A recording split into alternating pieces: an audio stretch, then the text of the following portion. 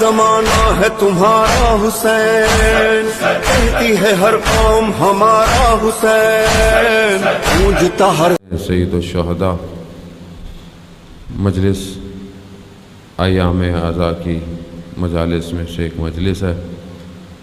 خداوند متعال کے شکر گزار ہیں کہ پروردگار نے ہمیں ان ایام میں امام حسین علیہ السلام کا ذکر کرنے کی توفیق عطا فرمائی۔ ذکر امام حسین کا عین ذکر توحید ہے، کیونکہ آج یہ جتنی بھی ہماری نمازیں، ہماری عبادتیں باقی ہیں، یہ سب امام حسین علیہ السلام کے قیام کی وجہ سے ہیں۔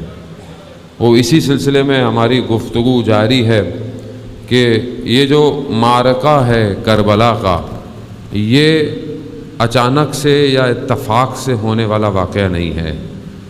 دشمن بہت عرصے سے اپنی کوششوں اور طاقتوں میں لگا ہوا تھا اور ابھی بھی لگا ہوا ہے کہ کسی طریقے سے اصل اسلام کے راستے کو روکے، اور اسی روکنے کے لیے وہ ہر نبی کے مقابلے میں آیا ہے، اور شروعی سے ازل سے اس نے خدا سے فرصت مانگی، لمحہ مانگا، وقت مانگا کہ میں لوگوں کو اور اجتماع کی صورت میں انہیں ورغلاؤں گا، میں ان کو اغوا کروں گا۔ اور قرآن کی آیاتیں ان باتوں کو دلیل ہیں۔ آپ ماشاءاللہ پڑھے لکھے لوگ ہیں، ساری چیزوں سے واقف ہیں۔ یہ سلسلہ چلتا رہا اور یہاں تک کہ جو ہے وہ کربلا برپا ہوئی ہے۔ خوب مجالس ہم سنتے رہتے ہیں، مختلف موضوعات سنتے رہتے ہیں۔ ہماری اس دور میں ذمہ داری کیا ہے؟ ہم کربلا سے کس طرح اپنی زندگی کے لیے درس لے کر اٹھیں؟ خوب نعرہ تو ہم بہت مارتے ہیں، ہے ہماری درسگاہ کربلا کربلا، لیکن پریکٹیکلی ہم کس طرح اپنی زندگی میں عمل کریں؟ عزیزان محترم، جب پروردگار انسان کو خلق کیا تو اس کی خلقت کے ساتھ خدا نے خلق کیا، مومن کو خلق کیا، کافر کی روحوں کو خلق کیا، سب کو خلق کیا، وعدہ بھی لیا کہ ہے الستو میں تمہارا رب کا۔ جو روحیں پاک تھیں انہوں نے اقرار کیا اور عہد کیا کہ ہم خدا کی مدد کریں۔ خوب، یہ جو خدا نے مومن کو جب خلق کیا تو اس کی طینت میں کفار کی خصلتوں کو ملایا۔ کفار کی جو خصلتیں ہیں، خوب انسان غلطی کرتا ہے، برے کام کرتا ہے، مومن کرتا ہے کہ نہیں کرتا؟ خدا نہ خواستہ میں آپ کو نہیں کہہ رہا کہ آپ بولیں کہ ہمیں مولانا صاحب کہہ رہے ہیں کہ نہیں، انسان، میں اپنے آپ کو کہہ رہا ہوں، میں خوب انسان سے غلطی ہوتی ہے، کوتاہی ہوتی ہے۔ وہیں پر خدا نے جب کفار کو خلق کیا تو اس کی طینت میں اچھی خصوصیات کو ملا دیا۔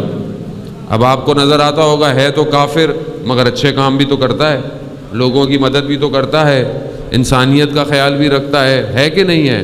وہ بھی، اور اسی کو لے کر تو وہ علمبردار بنے ہوئے ہیں کہ دیکھیں ہمارے پاس اسلام نہیں مگر ہم کام تو اچھے کر رہے ہیں، اور اسی چکر میں ہمارا جوان اور ہمارے لوگ جو ہے وہ دھوکے میں رہتے ہیں، یار وہ کم از کم اتنے تو اچھے ہیں، کم از کم خیال تو رکھتے ہیں، ہم کیا کر رہے ہیں؟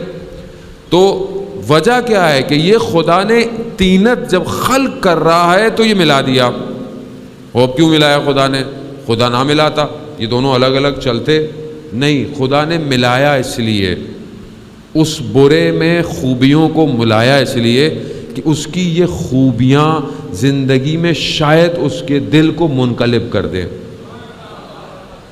بھائی برا شخص، آپ کہتے ہیں نا یار چلو کم سے کم کچھ تو کرتا ہے، اچھے کام کرتا ہے، چلو کوئی بات نہیں، شاید یہ اچھائی اس کو کسی مقام پر لے آئے۔ خوب مثال کے طور پر واقعہ تاریخ کا آپ کے سامنے ہے، ساتویں امام موسیٰ کاظم علیہ السلام کا دور، اللہ صلی اللہ علیہ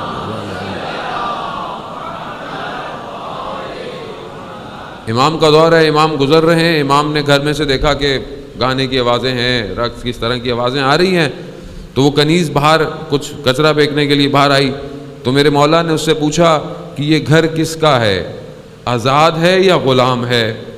تو کہا کہ آزاد ہے۔ کہا اگر غلام ہوتا تو ایسی زندگی نہ گزار رہا ہوتا۔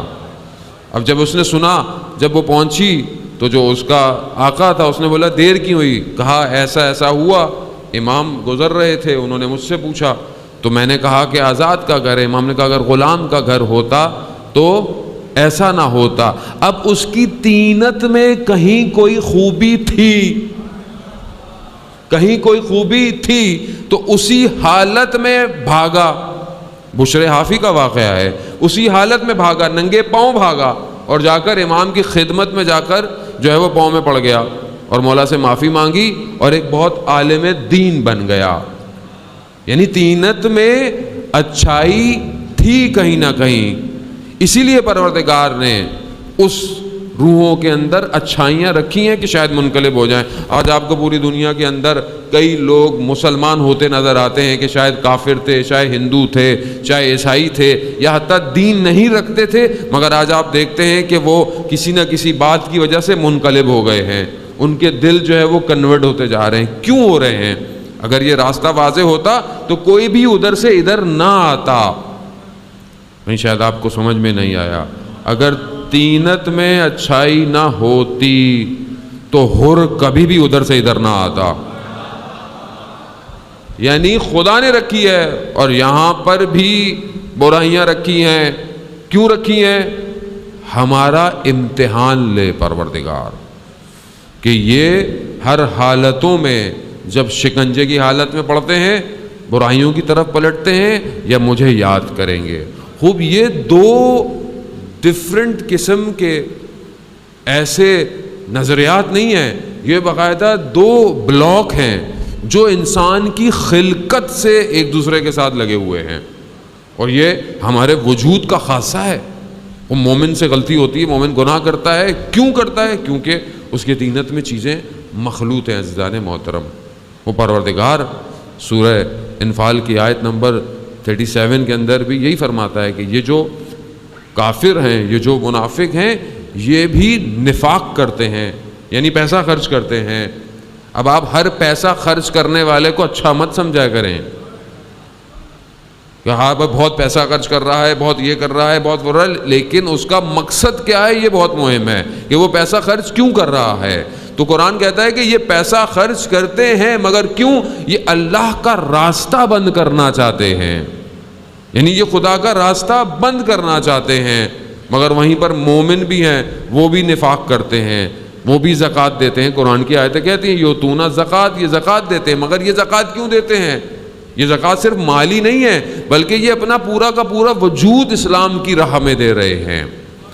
تو اب آپ دیکھیں کہ یہ دونوں فورسز شروع سے لگی ہوئی ہیں، یہ طاقتیں شروع سے لگی ہوئی ہیں اور یہ طاقتیں آگے بڑھتی رہیں گی اور یہ جاتی رہیں گی، یہاں تک کہ ایک وقت آئے گا کہ جب ان کی ان خصلتوں کو جدا کر دیا جائے گا، اور اس وقت میں انسان کی کون سی خصلت اس کے اوپر غلبہ پا چکی ہوگی وہ وہی حالت میں ہوگا۔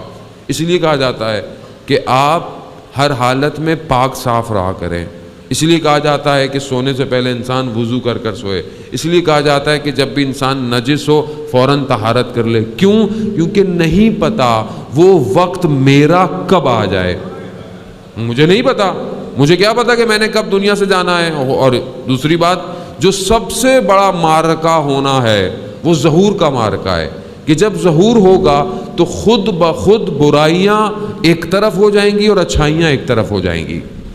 اور آپ نے روایات میں پڑھا ہوگا کہ ایسا بھی مقام آئے گا کہ کچھ لوگ جو شروع میں امام کی رکاب کی طرف بڑھ رہے تھے اچانک سے وہ امام کو چھوڑ کر سامنے چلے جائیں گے۔ یہ کیسے ہو جائے گا؟ مطلب آپ کے تصور کریں کہ یہ کیسے ہو سکتا ہے کہ بھئی پتہ ہے کہ امام، پتہ ہے انتظار کر رہے ہیں، جانتے ہیں، لیکن امام کو چھوڑ کر کیوں جائیں گے؟ کیونکہ اندر جو بری صفتیں تھیں وہ غلبہ کر چکی ہوں گی۔ اس لیے تو مجلس ہے، اس لیے تو عزاداری کا سلسلہ ہے کہ وہ جو خصلتیں ہمارے اندر آ رہی ہیں ہم ان کو اس مجلس سے صاف کر کر باہر جائیں۔ اس لیے اس بات میں کوئی وہ نہیں ہے کہ جو بھی زیارت کرتا ہے اور خاص طور پہ سید الشہداء کی زیارت کرتا ہے اس کے گناہ ایسے جڑ جاتے ہیں جیسے درختوں سے پتے جڑ گئے۔ اس لیے کہا جاتا ہے، اور روایات بہت سخت ہیں خاص طور پہ کربلا کی زیارت کے لیے، کہ اگر انسان کر سکتا ہے، اس کی توفیق میں ہے، تو 4 سال میں 1 دفعہ امام حسین کی زیارت کرنے جائے۔ وہ شخص آیا امام کے پاس، امام نے پوچھا کہ تم ہمارے جد کی زیارت پہ جاتے ہو ہفتے میں؟ کہا مولا نہیں۔ کہا مہینے میں؟ کہا نہیں۔ کہا سال میں؟ کہا مولا دور ہے، آسان نہیں ہے جانا۔ کہا تم اگر کھلے آسمان کے نیچے جاؤ اور اپنے آپ کو رخ کرو کربلا کا اور 3 دفعہ کہو صلی اللہ علیہ یا ابا عبداللہ، صلی اللہ علیہ یا ابا عبداللہ، صلی اللہ علیہ یا ابا عبداللہ، تمہاری زیارت قبول ہو جائے گی۔ یعنی ہمیں انہوں نے اتنا آسانی دی ہے۔ کیوں دی ہے عزیزان محترم؟ کیونکہ وہ ہماری خلقت سے واقف ہیں۔ امام کو سمجھیں، ہم امام کو نہیں سمجھتے۔ ہم نے امام کو بس ٹھیک ہے مجلس میں امام کو سن لیا، اس کے بعد زندگی میں گھر میں بس کوئی کال پڑھ لیا، کوئی دیکھ لیا۔ امام میری زندگی میں کہاں ہے؟ امام میرے صبح اور روز میں کہاں ہے؟ امام کا وجود میرے وجود کے ساتھ کتنا اٹیچ ہے؟ امام تو ہے، امام تک تو میرے سارے معاملات پہنچتے ہیں۔